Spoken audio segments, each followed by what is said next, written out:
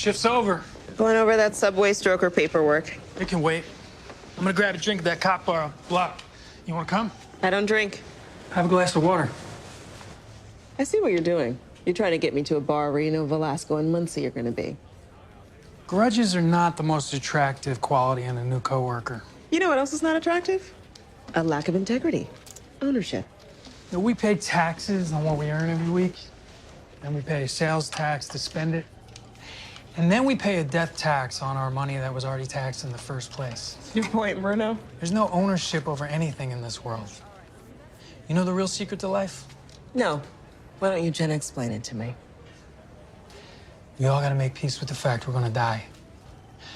But we still gotta live. So how about we go out and pretend to do that for an hour, and then you can get back to arranging your pens.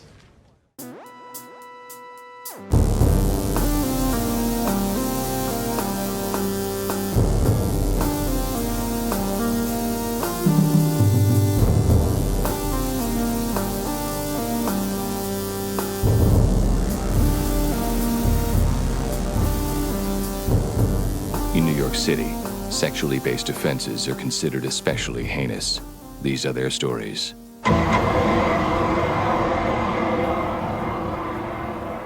Hey guys, welcome to Munch My Benson. My name's Adam. I'm here in Albuquerque, and of course I am joined on the line by Josh. How are things, Josh? They're fine, I guess. Whatever. Yeah, cool. Yeah. How about yourself? Well, you know, my beloved Yankees won a game just a minute ago, so I'm pretty horned up about that. No, I've had a lot going on because we're about to have a new member of our family, so there's been a lot of work to do, getting the room together, getting various and sundries all sort of set up. Feels like it's been a full-time job, kind of tying up all Did you get a rug loose for the ends. room to tie it all together? Well, it really does tie the room together. Thankfully, it's a rug we already had, but Okay. I don't want any nihilists pissing on my rug.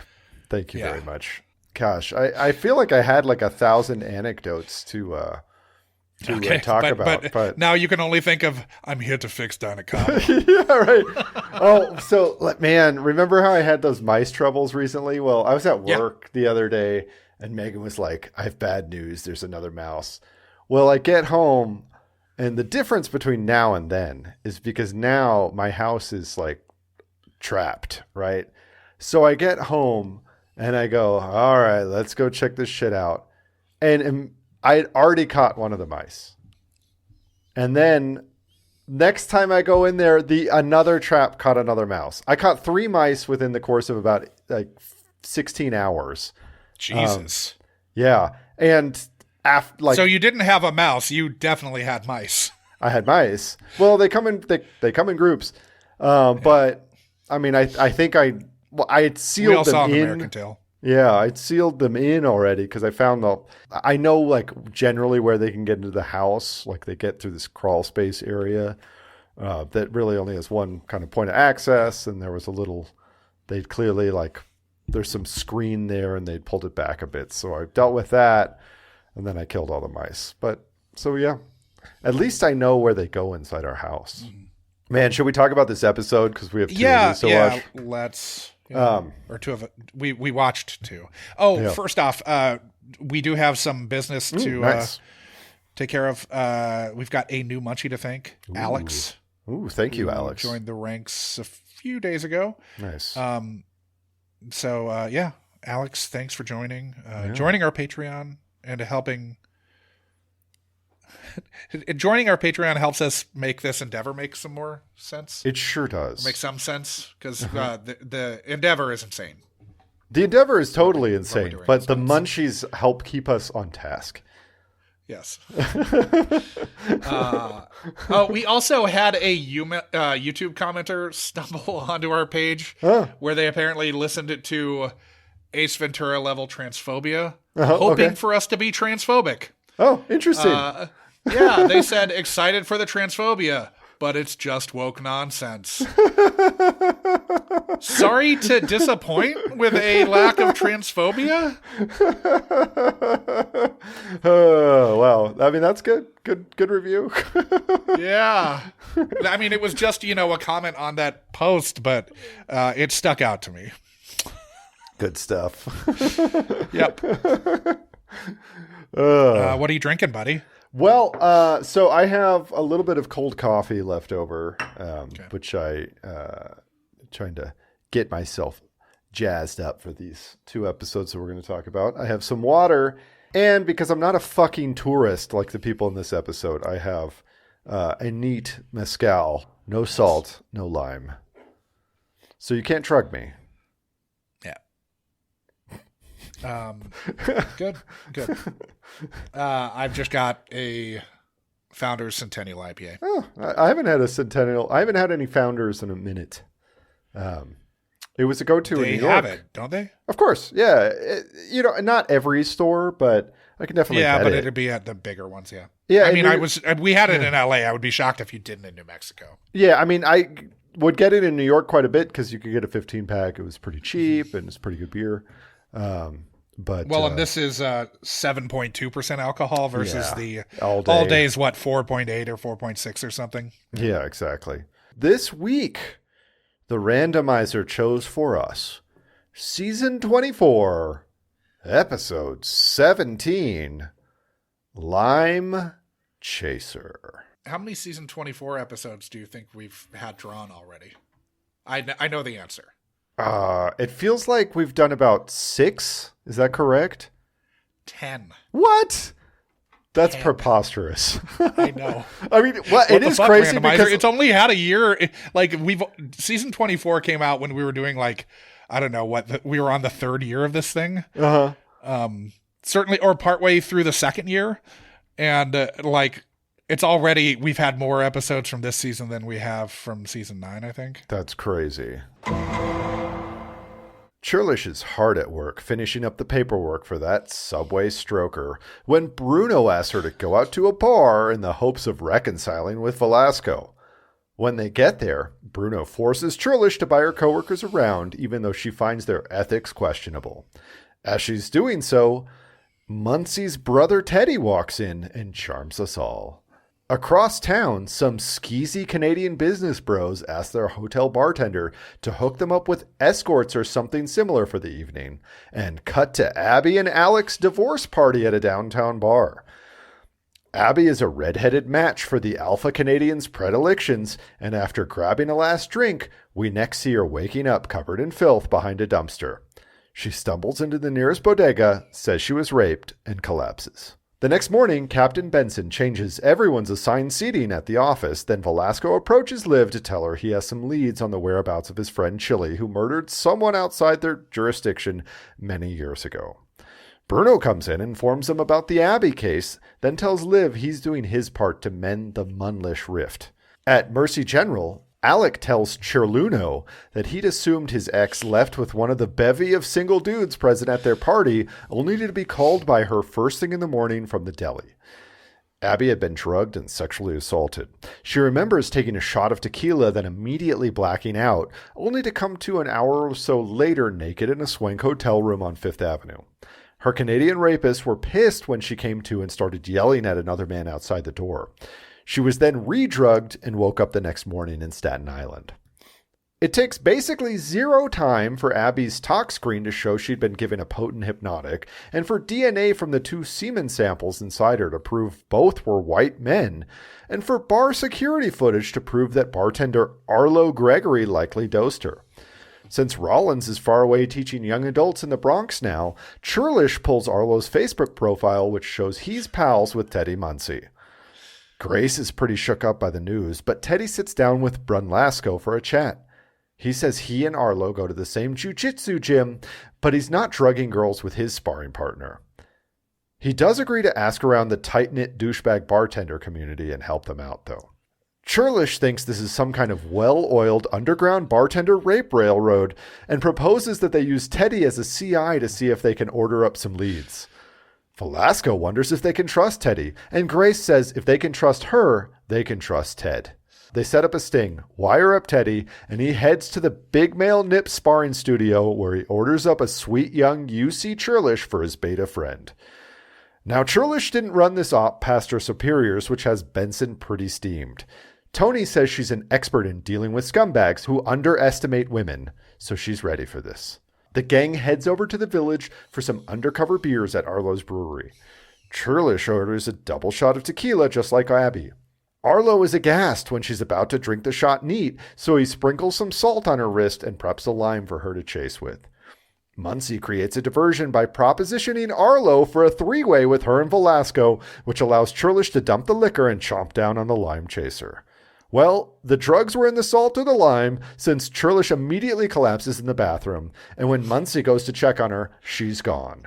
She and Velasco rush out the back to see a black sedan speeding away. Now the unit's only hope is that Teddy Muncy will be waiting for her to be delivered and will help her. Ben Runo shut the bar down and discover Arlo's secret stash of drugged limes.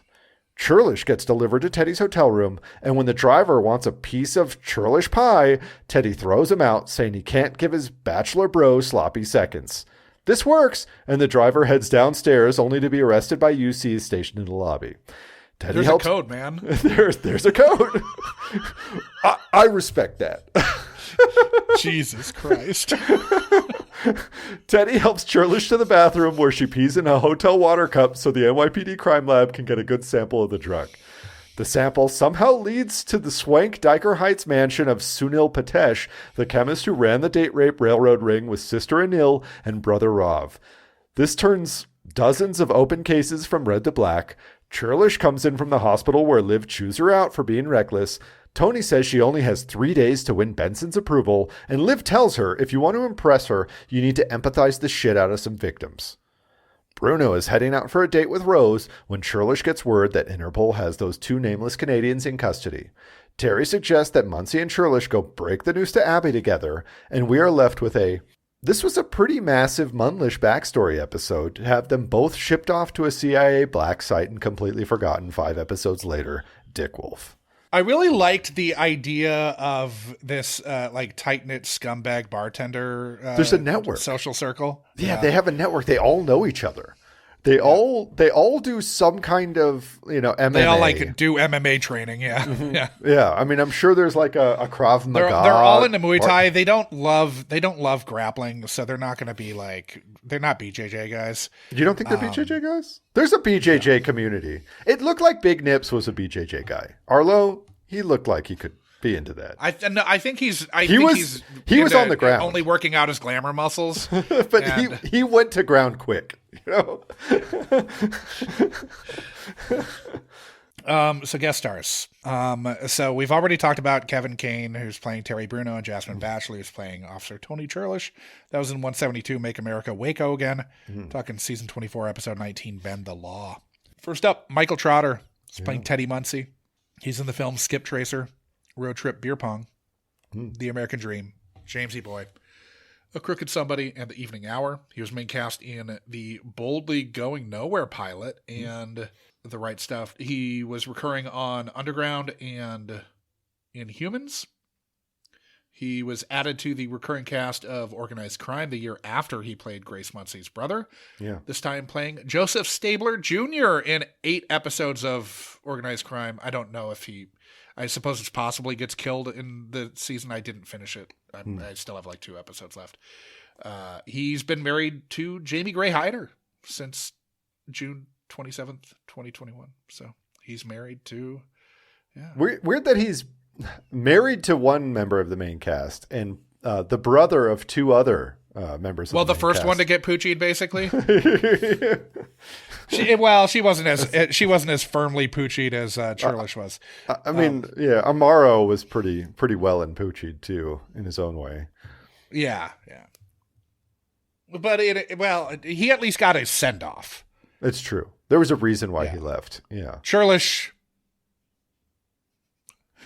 Just gone. Not one word is said. No word. Like Muncy, we had this whole farewell Muncy episode, and nothing with Churlish. Yeah, and I guess there's the weird shit with Churlish about you have 30 days to prove something, but It's never explicitly says that she doesn't prove whatever is needed to like stay on the unit. Whatever. It sure seems like they're setting her up to be a main cast member for a while, right? Yeah.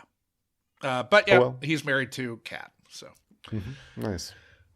Next up, Marin Lord playing Abby Clark. She was assistant to Al Pacino on The Irishman. She's in the films She Said and Orion. She was recurring in The Affair and Paper Girls.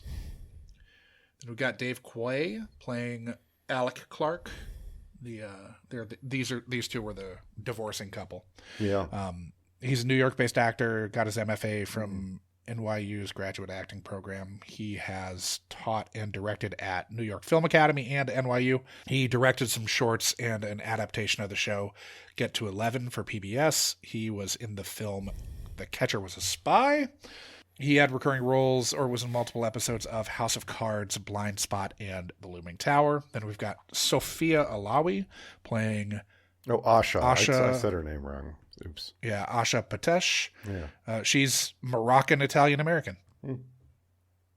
She got her BFA from Rider University. She studied at Stella Adler Studio. She's a singer-songwriter. She's done a ton of regional acting, earning plaudits for her work in Houston and San Francisco. Then we've got Reza Nadir, who's playing Sunil Patesh. He was an office PA on Ali. He has a pretty massive photography portfolio. Seems to have lived it up pretty hard on the party scene in New York and LA. He's in the films Killerman, Pet Shop Days, and Messy. He had a recurring role in the show Betty. Then Matt W. Cody's playing George Draffin. He was born and raised in Milwaukee. He earned a degree in trumpet and conducting at UCLA. Got into theater in New York. Started writing and submitting scripts to smaller festivals. He's in the film Blood Slaughter Massacre. He had a recurring role on The Blacklist where Andrew McCarthy directed him. Then we've got David Leo, who's playing the manager of something. Maybe the deli. I don't know. I don't remember. Oh, no, the bar manager. Okay. Because remember, they like threaten him. I watched this like a week ago. Yeah. My notes are going to be a distant confused. Yeah. He got his start at Comedy Sports in Indianapolis, then moved to LA where he trained at the Groundlings, UCB, and Improv Olympic West. He's in the films Potheads the Movie, You're So Dead, First Strike, Safety Not Guaranteed, Ragamuffin, Brennan, Sadie, God's Fool, and The Buddy Cop, which came out this year, in which he co-wrote and directed. He had a recurring role in Vigilante Grammy. He's also in an FBI Most Wanted, a Yellowstone, and an episode of I Think You Should Leave. Nice. Last one, Frances Del Bendert, who's playing the sane nurse. I'm assuming sane is sexual assault, something. Anyway. I guess, yeah. Yeah. She's originally from Greenville, South Carolina, where, if I remember correctly, my dad interviewed for a job there back in like 1990, and it was a theoretical possibility that we'd move there, which would have been weird. Yeah. Yeah. She's lived in Maryland, Charlotte, and Atlanta. She graduated from Clemson. She works in New York City and Atlanta now. She's in the films Princess Diana, Tragedy or Treason, Harker, The Awakening, Like Arrows, Who is Killing the Cheerleaders, and Sinister Cover-Up. She's in multiple episodes of Dead Silent and A Haunting. She's in 2 more SVUs and counting as this character. She has 2 daughters who live with her in New York. Nice. That's it. Nice. Look at that.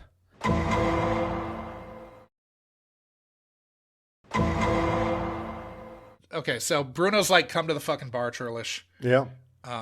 He's really concerned about death taxes, which is... Yes, I love this bit. So Churlish thinks you can own things. And Terry Bruno's got news for you, Tony. Yeah. You know, and this is a quote, you know, we pay taxes on what we earn in a week, then we pay sales tax to spend it, and then we pay a death tax on our money that was already taxed in the first place. There's no ownership over anything in this world. You know the real secret to life? Churlish responds, no, why don't you Jen explain it to me? Which is annoying. Yeah. And he says, we all got to make peace with the fact that we're going to die, but we still got to live. So how about we go out and pretend to do that for an hour, and then you can get back to arranging your pens. I thought he was going to make a full endorsement of Marxist-Leninism, abolition of ownership, but. Sure. No. Yeah. Didn't happen. No. Seemed like it was going there. So then we cut over to the Canucks at the hotel bar. These are some of the worst Canadian. Usually Canadians are getting drugged and raped themselves as soon as they step foot in New York City. And to be fair, they're not doing the drugging. They're just doing the raping here. But it's clear they really are happy. Like they did not want a coherent, awake, like person who was willingly having sex with them. They did not want a willing participant. They wanted because they didn't want they were just going to get the Manhattan death stare, which, Adam, you lived there. Is that a thing? No, it's not a thing. People are very nice there if you have a reason to talk to them. But if you're some fucking Canadian businessman who's walking down the street, no one wants to talk to you. Find your people at the Tim Hortons, okay? I know there is one. I've walked by it. Like, go to Tim's. It's in Little Canada, I'm sure. You can get whatever pathetic breakfast burrito you people like. You people. So I think this episode presupposes that Canada only sends its worst in one way, shape, or form. Its worst either like most predatory or it's like most likely to be perped on.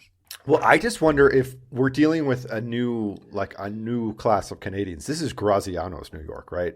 So instead of Warren Light's New York, where like Canadians are helpless rubes who helpless rubes as soon as they said like the city destroys them. Instead, it's the other, the immigrant who destroys the city in Graziano's New York. Right. I mean, he knows that there's a criminal underground in Canada also. Well, there is, yeah. There is. Montreal has big mafia shit going on. Well, and Vancouver is like, basically. The Couve, yeah. Yeah, you got the triads are all up in the Couve, man. Sure. Yeah. And Van, as the Canadians call it. Yeah, they're idiots. It's the Couve. You've got to lock down your maple syrup. I mean, I'm sure. Because it can be stolen. Oh, yeah. Yeah, there's maple syrup rings. Well, and we've seen Star of Homicide. Well, you know about the huge maple syrup.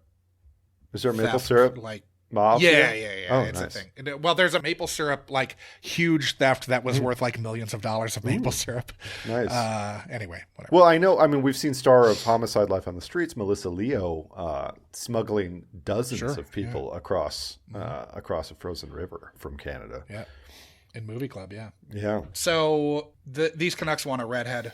Well, the one guy wants a redhead. The other guy, we don't hear. But do Canadians have a psychic symbiosis thing going on? Exactly. When they're next to one another. They're linked. What's the link? Like Odo and DS9, right? They sure. Yeah. All right. So, smash cut to Abby and Alex's divorce party, which is not going so hot. But, I mean, it seems like it's going hot for all their guests, but why aren't their guests buying them rounds, right? Like, why are they buying rounds? That's one problem. Also, if these guests were all at the wedding, I think that these two already bought them a lot of drinks. Right? That's what I'm talking about. If they went to the wedding, they bought them a shitload. And it's like a divorce party. You're supposed to be like, what are you going to get these people? Like, new furniture? Are we meant to? Oh, well, it was a COVID wedding, though, so maybe they didn't have a... Well, still, no. This doesn't track. They shouldn't be buying the drinks here. It was a COVID romance, but probably it was post-COVID by the time, it was, the lockdowns were over by the summer, right? I mean, you still had to wear a mask, but you could, you could get together in a group and drink free booze. Yeah. Their wedding their marriage didn't last. My biggest issue here is that this all takes place at a fucking brewery. And yet, huge problem. That's not a brewery. When you were reading it, but also when you were reading it, or I'm sitting there thinking, how often have you been to a brewery where they have liquor? Usually there are laws about that. So I think that you actually can't serve liquor in most places in a place where you actually brew beer and brew and package your own beer. Now if it's a tap room, it might be different. Yeah. If the production facility is separate from the bar, which clearly this would be, because this doesn't feel. Having been to plenty of microbreweries, this isn't a microbrewery.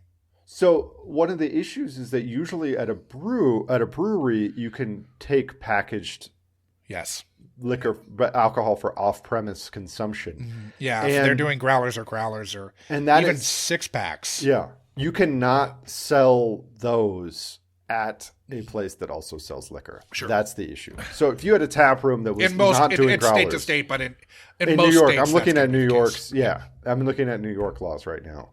Because I didn't remember, but New York actually has different liquor laws than other places, but they're pretty strict. You can't buy beer at a liquor store, and you can't buy wine at a grocery store. It's very weird. So there are liquor stores everywhere because you have to, like, because if you want to get a bottle of wine, there's like a liquor store on your block. But it's weird. But yes, they definitely do not let you. Well, and also, I mean, the business model of a brewery. Business model of a brewery is they're making money off of their product. Exactly. They're cutting out the middleman. You don't get like having that bottle of Patron or whatever that she took the double shot of cost a lot of money for them to keep in stock. And sure, you can get a really high overhead off of it, but I mean a high profit off of that, but it's a high overhead to keep it in the business. It's like a ton of money. Yeah. Like when our neighbors, when we were in Little City and fucking Perrin burned down his own restaurant because he's an idiot. It wasn't on purpose. It's because he's a fucking idiot. It's not on purpose because he was putting all of this money into a reno. Yeah, like, but the single greatest loss was like his wine and liquor cabinet. By far, like a lot. Yeah. Okay, so the divorce party's not going so hot, and then enter the ominous redhead text. Yeah. Redhead, all caps. Yeah, then we cut to the other bar, and it's Teddy's in the hood. Yeah. And if a sibling of a cast member is coming into the mix, this can't go well, right? Does it ever go well? Let's think. I'm just trying to run down if there's ever been like a decent cast member sibling. Because all of Stabler's siblings didn't come on SVU. They only came in once he had his own show. So Simon Marsden. Terrible. Fucking terrible. Kim Rollins. Horrifying. No. Is that the only ones we know about? They're all only children except for Elliot and Carisi. Oh, well, Carisi's sisters. But Carisi's sister had like the husband was a rapist or a pedophile. Or both. Yeah. Uh-huh. Yeah. Well, it was Churlish. Yeah, exactly. His PO was perping on him. Oh, yeah. That's right. So, okay. I mean, Carisi's kind of got the best family, I guess. But we already kind of knew that. Yeah. Staten Island. It's fine when your mom's cooking there. It's not so great when you wake up behind a dumpster across the street from a Starbucks. No, which happens here, I guess. So Teddy's in the hood. Siblings can't go well. Then Churlish says she doesn't think much of bars, and she says it's so much so that it seems like she's never been in a bar in her entire life. Right. But she typifies bars as a place where men meet women and women meet the person statistically most likely to murder them. Mm-hmm. I mean, it's probably... Is it statistically more likely that that's going to happen there and not church? Well, I think it's just like the people most likely to murder women are like their significant others. Lives. Yeah. Uh-huh. So where you meet them, it could be at... the local quilting club. It could be anywhere, right? Health food store, as we've seen. Yeah. Could be anywhere, man. Yeah. Work. So it's probably at work. So Teddy sits down next to Churlish, and he is like sort of trying to pick her up. I want to know. Points to the table over there, and he says Latinx Travolta and She-Hulk Barbie, which was really funny to me. Yeah, that was funny. Teddy Bruno orders a shot and not Teddy Bruno. Sorry. Teddy Muncy orders a shot, but he doesn't say what the shot is, as far as I remember, which is weird. He just orders a pitcher and a shot. Yeah. So I want to know if he's a regular at every bar. It's true. But is he such a sleazy bartender that like he's doing like a full pitcher Boilermaker? Like that's like he's just dropping it in there and pounding the whole pitcher. Is that his drink? No, if you do that, you got to do it. If that's your drink, you have to do it with at least like a 10-ounce glass of beer or of a 10-ounce shot. Oh, like, okay, yeah. Yeah. I can't just be a otherwise shot your glass. ratio's way off. Yeah. No, the pitcher's for them, obviously. Obviously. But it would be funny if that was. I mean, that'd be. He just drinks that and then puts the. I mean, seriously, if you did, if I was at a bar and someone did that, I'd be like, that guy has to be my friend. I'm buying that guy this next round.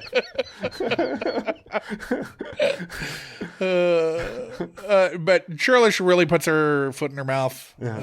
Wastes no time doing it. Yeah, immediately. You know, the vibes are pretty bad on the unit right now. And it seems like... this is because Muncy's all butthurt for Velasco about the chili shit. Well, and that Churlish was the one who like recorded him, obviously. So yeah, but Muncy's like got the thin blue line, like fury. I don't think it's just that though. Like she does like.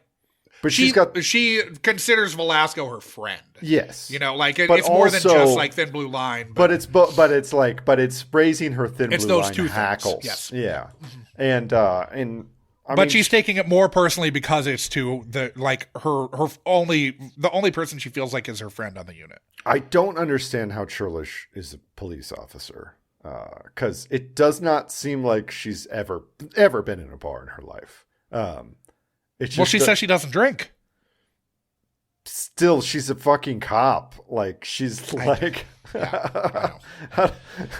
Cops that don't drink are usually in recovering alcoholics, right? Yeah. Okay, so Abby comes to passed out in an out-of-the-way dumpster, stumbles into a bodega. Yeah. Then we cut back to the unit where Churlish is giving Muncy the cold shoulder the next morning after the bar thing. That's when they're told to switch desks, which I don't remember if they do or don't. I'm assuming they do, but I wasn't. It's very weird. These late season SVUs, because they talk about, I've just seen this from the perspective, I've been watching a lot more Homicide than I have SVU recently. Yeah. And in Homicide, which is, you're like. But you are watching Homicide sequentially. I am. To be fair. Yeah. No, but it's like kind of like the uber verite cop show, right? It's like the most, kind of in your face gritty show. Sure. It's like season 12 SVU. But like cops in Homicide, they always got something to do. There's never like if they're shooting the shit, it's because they're like deliberately like trying to take their minds off of the horrors that they deal with every day, right? Yeah. But in this show in SVU, they talk about how like, oh, there's people getting like sexually assaulted every night in this town. But it seems like they have no work to do. Like all of them, they're just sitting around. Like, they're waiting to catch a case. They're much more interested in like their like inter-office like politics dynamics than they are in the like caseload that doesn't seem to exist. It's just like how many people live in Manhattan? Well, like what, 2.6 million or something? No, it's like 1.8 live in Manhattan, but then any given day there's something like 6 million people in the city, during the day or more. So, of those, let's say they're at any given point of the day, they're on a random, just average day, probably 5 to 6 million people in Manhattan. Sure. Yeah. So we're meant to believe that with all of this downtime, that they maybe have. They're what, 5 people on the unit? Uh-huh. So they maybe have 6, 7 rapes a week. But I think you'd think there'd be like, in real life, like they would be investigating, they would be doing some work every day, not just like waiting for your red ball to come in, right? Yeah, we've had a down week for murders. I only have this paperwork over here this is like, I mean, mindless, she was like no time working on the subway stroker case, like a little bit, but sure. Yeah. But everybody would have stuff to do. Like they really don't seem like they're doing anything most of the time. They're mostly talking about their feelings, and then occasionally they catch a case. So we get the update. Velasco has a beat on Chili, but doesn't want to run his name and raise a red flag potentially. So Benson begrudgingly agrees to run him through the system to see if anything comes up in the Northeast. And then she says, "I've been hard on you, but I'm proud of you." Whatever. Mm-hmm. Obviously, we've had that whole story resolved. We know the whole arc. For us. Yeah. We know where that goes. And it's bend the law in 2 episodes. Yeah, it's lovingly solved over a bowl of some white mush that Churlish eats. Yeah, she only eats white food. Mm-hmm. Food that is white, not like it's not. Well, it is white people food, but mostly it's just like food that lacks any kind of devoid of color. Yeah. So then we find out that Abby called from a Staten Island deli, which, it's a long drive. Somebody paid a lot of tolls to dump her there. Yep. I wonder how much it costs those Canadian businessmen to get that breathing corpse that they, Yeah, they got a Sleeping Beauty thing that they're into. It's weird. Yeah. All right. So we find out it was a COVID romance. How de rigueur. Because I'm just going to back up real quick. Because when they're talking to that bartender, it sure seemed to me when I'm watching this that like the bartender knows the name, has like the business card of an escort service, right? Or like some kind of like, that's what I would have assumed. High end, given the setup, you assume that like, ring. Yeah, sure. Uh-huh. And that seems like a lot more like, without going into too many specifics, like what one would, like if you're that kind of businessman, what you'd be that's what you expect that you're about to get. Yes. Yeah. Uh-huh. But not a drugged and unconscious like normal recently divorced like young professional like that's right. Very that's a different order, right? Right. I mean, maybe they were offered a menu of services. You don't get that from the hotel bartender or the concierge. Yeah, I guess you get it from the chemist that like the mansion owning chemist. Okay, so Bruno gets being divorced. Mm-hmm. Oh yeah, he is. This is one of the most divorced conversations I've ever heard. We're divorced, but somehow I always end up paying. I get that, but I still love her. I'll always love her. I get that too. And next, they're going to commiserate about how they're going to vote for Trump. Yeah, probably. That's what being divorced does to you, right? Yeah. If you were on the left, being divorced makes you grift hard to the right. Yeah. The Russell Brand, right? Yeah. Certainly one of them. She learned in college not to take drinks from strangers. Yeah. Then we've got then she says that she took a double shot of tequila and then lights out. Yeah. Again, so what's this guy's strategy if they don't order tequila? So like, what's his strategy if nobody wants the lime? Yeah, because it's always in a lime. Yeah. So, Adam. I mean, you could use the lime in other circumstances, but no, we're talking about women here, and women only drink tequila. Well, when was this? When did this episode? I mean, at that bar, 2023. No, 2023. It was March. Okay, so that doesn't make sense either. But he said at this brewery, which again, it's a fucking brewery, which doesn't make sense. At this brewery, it's always Cinco de Mayo. He tells Churlish much later in the episode. I didn't see anything about it that was particularly like, it wasn't coded Mexico in any way. I didn't see the tricolor or I didn't see any fucking sombreros or burros or anything like that. Right. I didn't see any ponchos being worn. You didn't see a zonkey in back? No, there was not a single zonkey.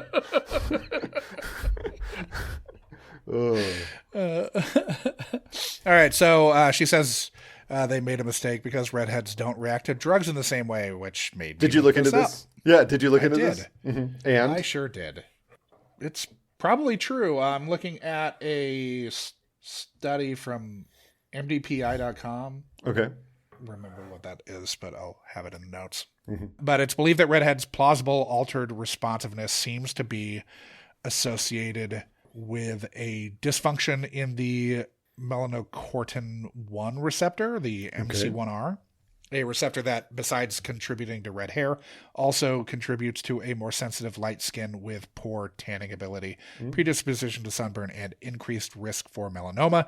As this relates to altered responsiveness to hypnotics, a study showed that there was a significant difference in the need for volatile sedative agents, with redheads needing 19% more than non-redheads. Interesting. Some other studies utilizing other measures didn't turn up the same differences, though, likely because there's only one study that actually genotyped the MC1R variant, and that study did show a significant increase in the requirement of volatile anesthesia in redheads compared to the controls.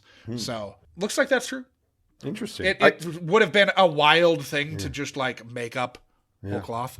Well, I mean, I can tell you that from anecdotally from my wife's practice that different people respond to anesthesia in wildly different ways. Sure. Which is just know that going into a procedure. But there are redheads that don't have the MC1R variant. Interesting. So it's not universal across redheads. That was one of the issues with some of the other studies, is that they were looking into redheads, but they weren't seeing if they hadn't been genotyped for the MC1R variant. So that was one of the issues there. Samaritan Lord,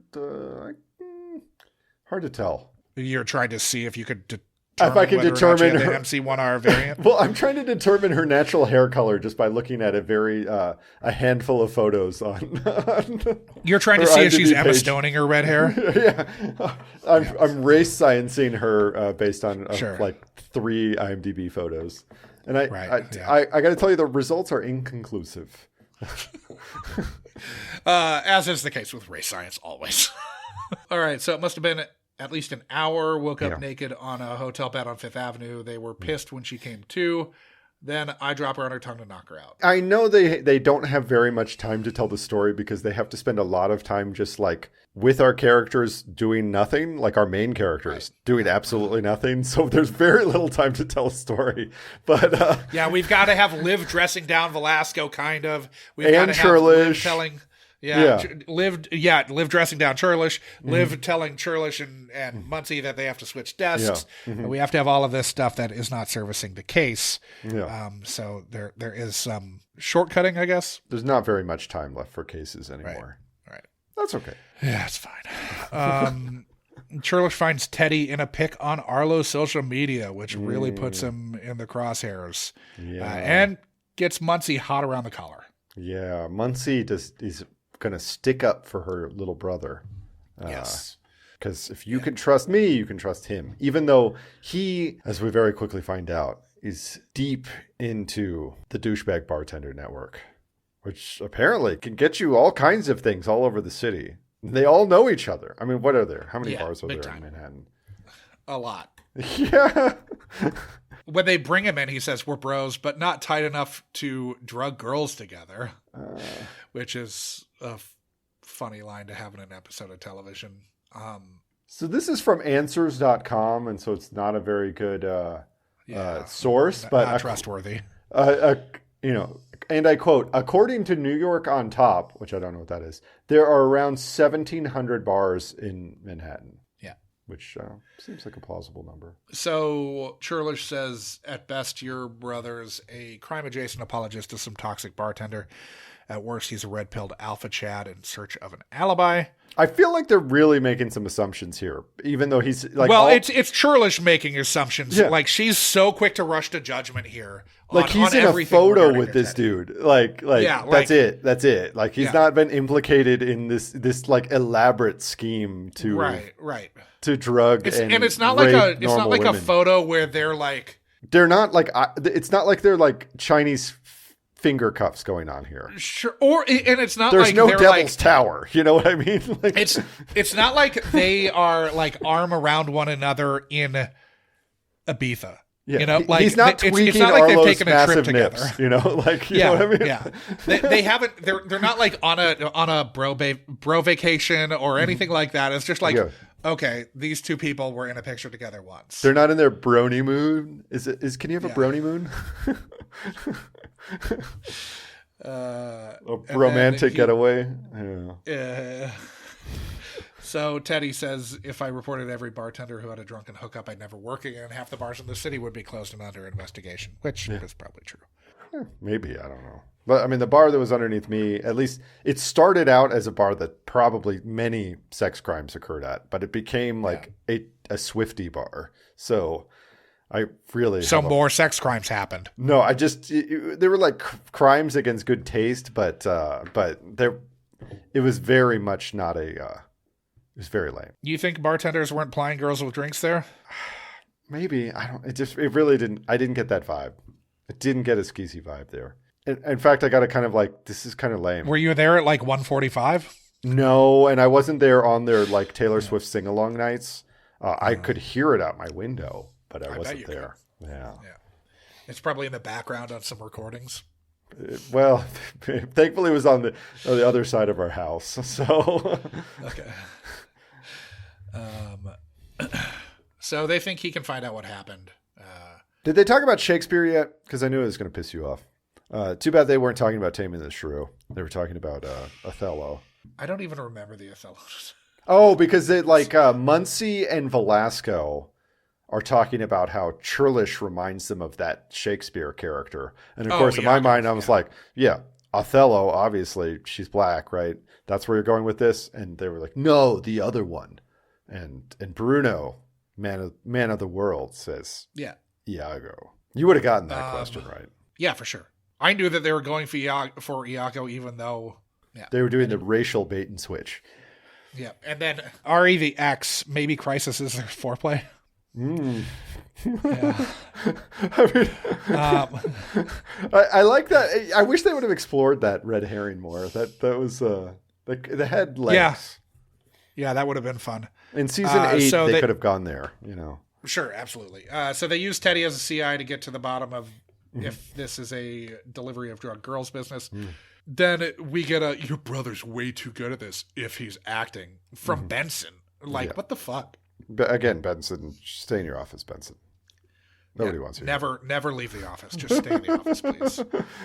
So we go back to the brewery, which, of course, it doesn't exist. It's the address is the school, but it's just a block away from Film Forum, which is kind of the essential, art theater. One of the OGs. It's if you've ever seen Annie Hall, it's where Woody Allen summons Marshall McLuhan while they're waiting in line to get into. I forget what they're trying to get into because I haven't seen that movie in a long time, and I don't intend to. Probably won't ever see it again. Yeah. Yep. Think I'm probably done with his oof. Again, the biggest problem for me, right, is that you have to buy into him as the character, right? And I can't do that. Fuck that guy. Yeah. Ambition is better when it's not blind. Then next round's on the taxpayer. Muncy and Velasco get to have a beer on the clock. Yeah, they do. And man, Grace really Muncy's it up here. She's got her hair going. She's propositioning threesomes, or I don't know. Couldn't tell if it was like a cuckold thing or a threesome thing. It really could have gone either way. I mean, I think spiritually it's the same. There are 3 people in the room and things are going down. And all 3 people are getting something out of it. It's just it's one of those things, shame and disappointment. Relationship dynamic is a lot different. It also when they're at the bar, it seems like Bruno is talking way too loud about how this is going to go down. Yeah, like 5 feet away from the bartender, whose job it is to listen to people at the bar to hear their and his back's turned, so I guess turned back means his ears don't work anymore. Yeah. Also, is any of that exposition actually necessary? I don't think it is. I think we all know how it's going to work. Yeah, they could have had that happen in the truck. They've already established also that Churlish doesn't drink, so it wouldn't be that big of a deal for her to dump the drink and still do it. And we can just see her dump the drink. We know that they named the episode Lime Chaser, so we're all waiting for the Lime Chaser. If you're watching this on TV, you probably have no idea what the episode is called, but yes, true. they did do that. So she dumps the shot, still gets drugged. And they didn't have eyes on the back exit, which seems utterly insane to me.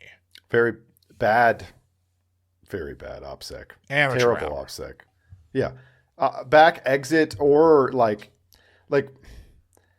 I get that there's only a few of you in the unit, but why couldn't Bruno, when he finishes his drink, head to the John and wait back there by the back exit, right? That's a normal thing for people to do at a bar.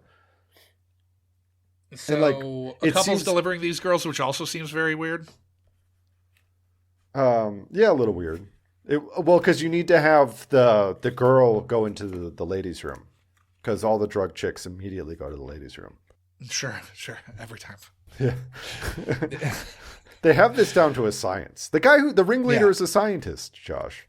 Yeah, he's a chemist. He's basically Walter White, essentially. Yeah, but he's a Walter White where the users don't have any fun.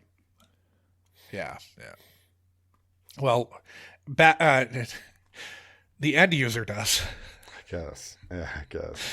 Very weird. But it just seems the end user who's getting the drugged person is having fun. It just seems to me like there's getting what they want out of it. Yeah, there's a big scheme with a lot of different people that have to be involved, which means that all those people have to get a cut for a very specific end user. Because how many people, when they're in town looking to party, aren't most douchebag businessmen looking to party with a stripper or an escort who is going to pretend to have fun and laugh at their jokes before they This is very far off the beaten have path. sex for this is a very specific kink that it's unless Bill Cosby's in town, right?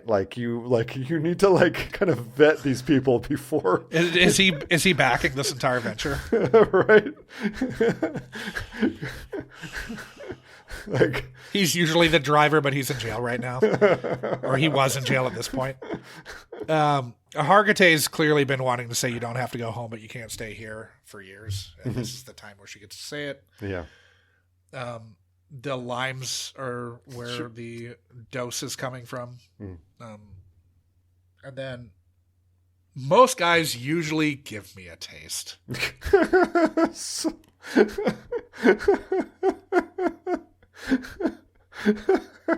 I mean, this is probably my favorite scene in the episode because it's bonkers.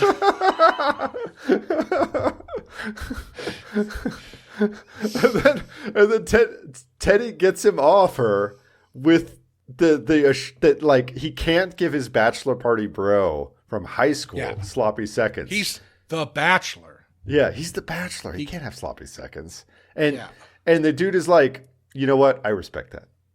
I was gonna throw a fit. I was gonna sick my mafia pals that must be backing this crazed venture on you. But no, I respect this. This makes sense to me. I'm not. I have a very gross thing that is in my head, and I'm not going to say. I don't want to know. Yeah, you don't. So then, but it turns out Teddy's a mensch. Teddy, he's a stand-up guy. Yeah, and then Velasco and Muncy and all them come in, and Velasco gets the shepherd this piss cup to the lab. Duty. I know. It's this ominous piss cup. He's got to drive it downtown, avoid all the potholes. Do not let this out of your grasp. then we also get the tell your brother he's a dead man. Don't they have evidence bags on SVU? Do you know that's one thing I never see them ever doing is bagging evidence, right? They used to bag it. Because like if you had like a They used to bag bag and a stuff glove, if they found it. yeah. Yeah. Because even if you just had a glove, you could slip the glove over the lid at least, right? Yeah. To give it a little bit of a seal while it's in your, your drink holder. It's funny when they arrest the guy and he does say that, tell your brother he's a dead man. He says it to a cop. Mm-hmm. Like, you're really going to just say that to a cop? I mean, it does seem like you just got an extra charge there. Yeah. Yeah, you're clearly going to be charged with something here. Yeah. Menacing terroristic threats, all kinds of stuff.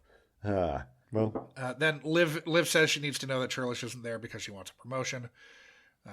She wants teamwork, not perfection. Mm-hmm. Bruno's on the way out to meet up with his ex-wife, and we get that Grace Muncy nasal detective line. And do you think that being colorblind gives her a superpowered olfactory sense? Oh, that's a good point. Well, there's always at least one detective on the unit who has, supernatural senses of smell. Yeah. So now it's Muncy. Who is it in season 25? I don't know who any of these people are in season 25, but I assume it's... We'll find out that it's the Nepo baby. Season 26. And then Interpol snatched up those Canucks. Yeah. They're washed of this episode. I mean, couldn't the Mounties have done it? I always think of Interpol as more of like something that facilitates, interactions between police forces. So like you contact Interpol, who then is basically contacting in this case probably the Royal Canadian Mounted Police, who would then make the arrest, right? Yeah, it's Due South does it. Yeah, right. I mean, Due South makes the arrest. He made the arrest. It's not like Interpol doesn't have like a set of super agents that are just traveling the world, How many people do you think understood what I just said? I mean, it took me a second to be like, oh, I know what he's talking about. Due South, sure, uh-huh. I'm not slowing down. Are we done with this? Yeah, we're done with this. I think it's time for us to rank this thing, guys.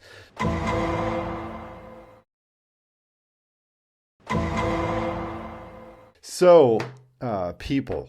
we rank these episodes each and every week. We rank on the overall quality of the episode, the quality of the guests they're in, how problematic the episode was, and the depth and breadth of lives ruined. We're trying to come up with a composite score so that we can rank this against all the other episodes of this show that we've seen. Now, this one's kind of a weird one because I think it ticks one box, but I'm not sure that it ticks any of the other boxes. I actually had fun with this one. I totally had fun watching it. I don't think it's fun, but not good. Does that make sense? I don't know that it's not good. This sort of gives us this is one of the Graziano episodes that I feel like harkens back to the Neil Barriers. Yeah, no, it does. I guess why I say it's not good, it's like, There are multiple plot holy things, and there's some things that don't hold up to just sort of a logical setup or anything. But and there's a lot of screen time wasted walking around the office, Yeah, So it didn't need any of that. No, but I think it's kind of it was totally fun. I actually really enjoyed it. It's like a 6 or a 7, right? Quality wise, I think it's a 6. I'm happy with a 6. Because I think it was, I agree with you. It was I went into this going, season 24, this is going to suck. Especially since I actually watched the next one before I watched this one. And I watched it? No. I just, I hadn't watched this one yet because I was so behind on doing stuff. And so when you rolled the next one. You watched 235. Okay. Yes, I watched 235 before I watched this one. So, and I was like. Because you had more work on 235 than you did on 234. Yeah. No, other way around. Yeah. Less work on 235. So I did 235 at night a couple days ago. Sure. Right. Okay. So guess. I don't, Michael Trotter is fine. Nobody really, everybody else is pretty much a bit part. Right. I mean, we see a lot of the divorce couple. The divorce Canadians couple. I like that. The Canadians are scumbags. We see a lot of Dominic Worsley's there's nipples. Like a lot of his but there's nipples. also the driver who drops the driver. I mean, the driver's doing fantastic work. Shahan Koke Awan. Apologies if I'm mispronouncing that, but he's bringing it. That's the scene. But there's not really round characters. No. I mean, I'm thinking like a 3 maybe. Yeah. I don't think anybody is bad, but there's just very little for them to do. Right, because so much time is spent on Bruno and Churlish. On Muncy and Churlish's feelings. There's a lot of that. And, Liv has to spend her requisite 10 minutes per episode just kind of staring, glumly into the distance. All right, so now we get, I think this episode is pretty fucking problematic. I mean, just like what it says about Canadians. It's anti-Canadian racism. What it's saying about like the fact that there is such a market for like essentially like breathing corpses to rape that there is this entire network to facilitate that. Like, it's not just like some obscure guy's weird kink that he takes them to his warehouse and drugs them, into oblivion. No, there's like, you can just order them on a cell phone, just like a fucking Domino's pizza. I bet nowadays you can order with an emoji. There's a probably. Yeah. There's a corpse emoji you can send. Yeah. It's also kind of anti-Indian. Well, you have three very willing Indians to drug, dose, and look. I think it's kind of fun that like they're not like it's an unexpected racial twist here. Sure. You'd expect that's at least like mildly problematic. If it was Italians or black guys or Puerto Ricans or something, it would fit into some stereotype of New York, underbelly. But here we got honestly. Now, if this show was an English show, or if this was an English show, it'd be a lot worse.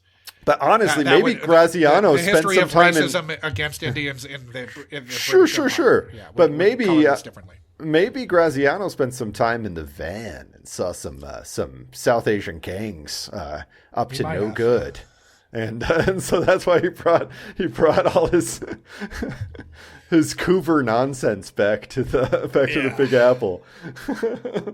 I mean, it's good stuff. I think this is pretty fun, and it's some pretty wildly it's outre weird stuff. The sloppy seconds thing. It's insane.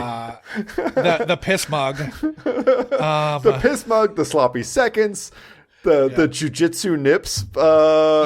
There's like good stuff. The fact that there's this network of bartenders who are essentially committing soft crimes and they all cover for each other. Essentially, what he's describing is what the NYPD actually does. But but in the world of Graziano's SVU, it's what bartenders do, and they all cover for each other. Tens of thousands of bartenders in New York City are covering for each other's weird crimes. So I like it. I think it's like an 8. Yeah, I do too. I mean, because we also have like the Latinx Travolta and She-Hulk Barbie. We get Bruno's like taxes diatribe, which is funny to me. Yeah, and we have Churlish like so committed to her job that she's almost willing to drink in order to solve a case, and then she fucks that up, even though she doesn't drink. Yeah, we get the divorce. Honestly, the divorce party is kind of fun too. The divorce party is totally fun. I love the divorce party idea. I love Muncy propositioning the bartender Arlo for a fucking 3-way or whatever. Yeah. That's fun. It's fun. It's great. I think this is fun. I think this is across the board like a surprisingly fun episode. Mm-hmm. And so let's go to depth and breadth of lives ruined. We have one victim. There are obviously way more. Yeah, and it's implied that there's a lot more. We have, So, but we don't see. We only spend time with one of them. Mm-hmm. Exactly. So is this like a 3 maybe? Yeah, I mean, like Churlish I is could a see going to Nirvik, 4. So, like, I mean, I think if they kept Churlish around, she could have like a, you're kind of like Liv Dick Mole moments, right? Like where she's like having flashbacks. Whenever about she this sees a mole on experience. someone's dick, it's a flashback to. Yeah, I think it's a 3 because also partly it's because so much time in the episode is spent servicing the main characters that Abby kind of feels like an afterthought at times, right? Like they could have like focused the episode on Abby and it would have been, you had a potential for it to go up, but they didn't choose to do that. Anyways, that gives us an overall score of a 5, which I thought it was totally fun. It was a lot more fun than I was expecting. And I kind of dug it. There was like, I saw this path to having Muncy and Churlish be like continuing cast members, and it seemed fine. Like it seemed good. Yeah. Oh, well. And like I've liked Churlish in the past. I haven't always really given a shit about Muncy, but I thought she was good in this one. Yep. Anyways, oh well, R.I.P. I guess it's time to quote unquote roll the next one, Josh. Yeah. So heading over to episode.lol, which was built for this podcast by friend of the pod, Flet. The tape is spinning. Bill and Ted are displeased. Yeah, they with are. their lot in life. And we've landed in season 3 on episode 22. Competence. Now, this has been one that Munchies have been voting on for a while. Interesting. And have not voted it in yet, so this is now out of the mix for Munchie's choice. Interesting. The detectives investigate to determine whether a 22-year-old with Down syndrome is pregnant as a result of rape, as her mother contends.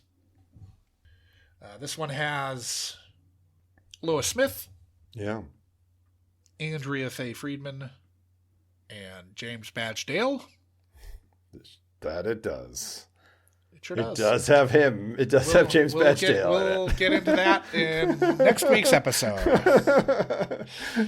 Oh, but guys, if you're sick of listening to ads, you don't have to. You can join our Patreon, where for $3 a month, you join our ad-free tier. You get the entire back catalog. All those episodes that we took off the public feed are ad-free as well.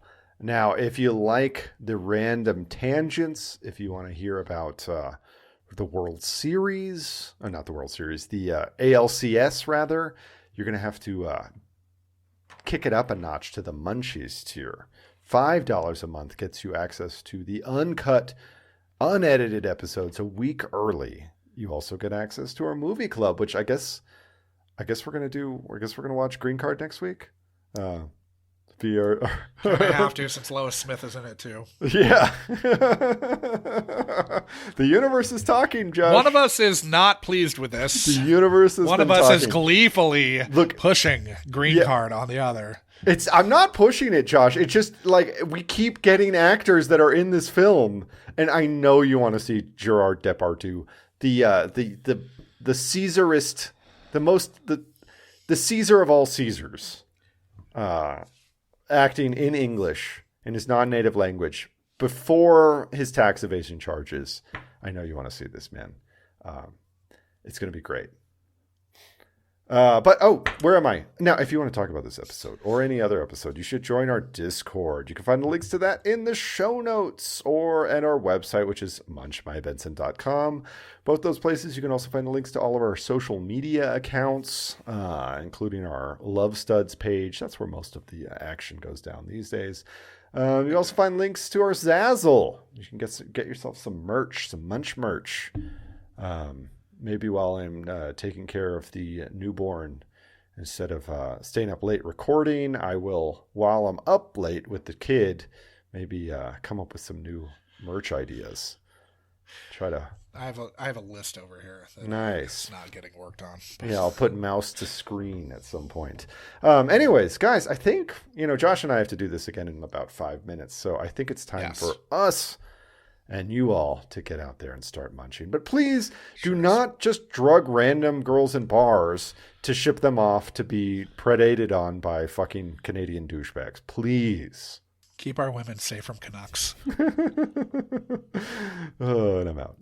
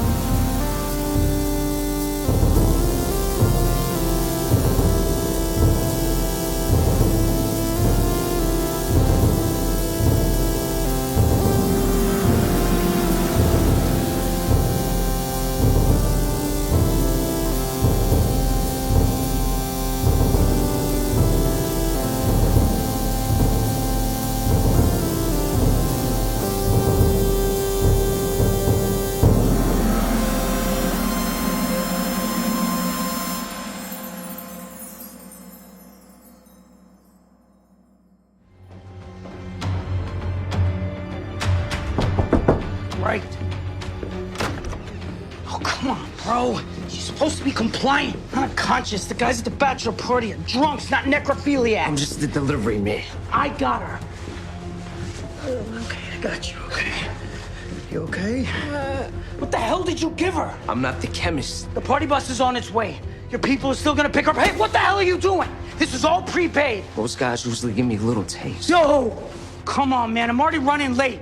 Get the hell out of here before I give you a taste of something else. Relax. This Batcher's my boy, okay? You want me to give him sloppy seconds as a present? Okay, I'll respect that, huh?